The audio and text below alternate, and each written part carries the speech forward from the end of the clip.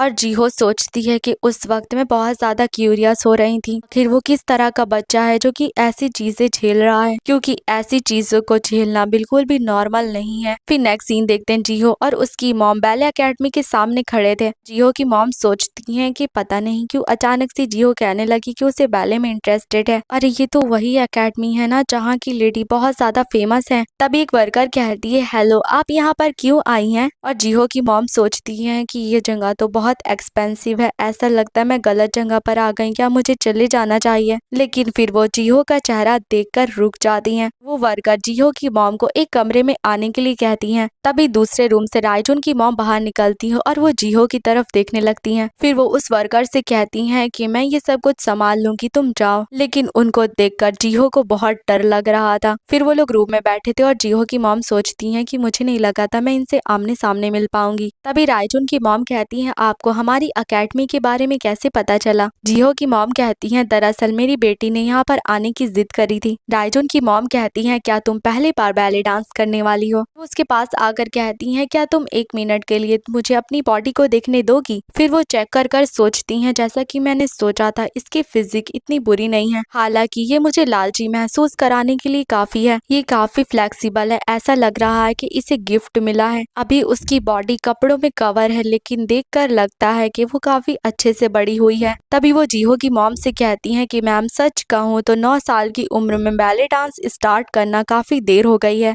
जीहो की मॉम कहती लेकिन मैंने सुना था नॉर्मली तो 10 साल की उम्र से स्टार्ट करा जाता है। रायजुन की मॉम कहती हमारी एकेडमी गिफ्टेड बच्चों को सिखाती है, इसलिए नॉर्मल बच्चों को हम लोग 4-5 की उम्र से सिखाना शुरू कर देते हैं। वैसे ही बता रही थी तभी जीहो दरवाजे के बाहर देखती है जहाँ पर रायजुन अपने दोस्तों के साथ था। फिर वो अपनी मॉम का हाथ जोर से पकड़ लेती है। उसकी मॉम कहती क्या हुआ, क्या बाथरूम जाना है? लेकिन जीहो मना कर देती है और रायजुन की मॉम कहती है वैसे भी ब्रेक टाइम हो चुका है, क्या हम लोग देखने के लिए चले कि दूसरे बच्चे क्या कर रहे हैं? नेक्स्ट सीन देखते हैं जीहो प्रैक्टिस करके बाहर आती है और सोचती है मैं इतनी ज्यादा कांप रही थी, मुझे लगा था मैं मर ही जाऊंगी। वो अपने बच्चे से बहुत कोल्ड बर्ताव करती है लेकिन वो मुझे तो ऐसे ट्रीट नहीं कर रही थी। लेकिन सबसे बड़ी बात मुझे इससे क्या कहना चाहिए, क्या मैं हेलो कहूँ? लेकिन ये ज्यादा हो जाएगा, बेसिकली मैं इससे पहली बार मिल रही हूँ। फिर वो रायजुन की शर्ट पकड़ लेती है और अपने मन में कहती है क्या तुम्हें मैं याद हूँ? तभी वो लड़के पूछना शुरू कर देते हैं ये कौन है, क्या ये तुम्हारा तुम्हारी दोस्त है। जीहो सोचती है शायद मैं यहाँ पर बिना किसी कारण की आ गई। लगता है मैं इकलौती हूँ जिसको तुम याद हो। मैं यहाँ पर किस उम्मीद से आई थी। तभी रायजुन कहता है, अरे हाँ, तुम तो वही लड़की हो ना जो कि इमरजेंसी रूम में थी। मैंने तुम्हें वहाँ पर देखा था। हम लोग दोबारा मिल गए। कितनी कमाल की बात है। क्या तुम यहीं पर आती हो या फिर यहाँ पर तुम पहली बार आई हो? और जीहो सोचती है कि सच कहूँ तो मैं यहाँ पर तुम्हारे पीछे आई हूँ और मैं भी पहले डांस करना चाहती हूँ। मैं तुम्हारे बारे में क्यूरियस हो रही थी इसलिए आ गई। तभी वो रायजुन से कहती है कि तुम्हें मैं याद कैसे हूँ। फिर उसे रियलाइज होता है उसने ये क्या पूछ लिया। रायजुन कहता है कि मैं तुम्हारी जैसी इतनी प्रीटी लड़की को कैसे भूल सकता हूँ और ये पहली बार है कि मैं तुम्हारी आवाज को सुन रहा हूँ।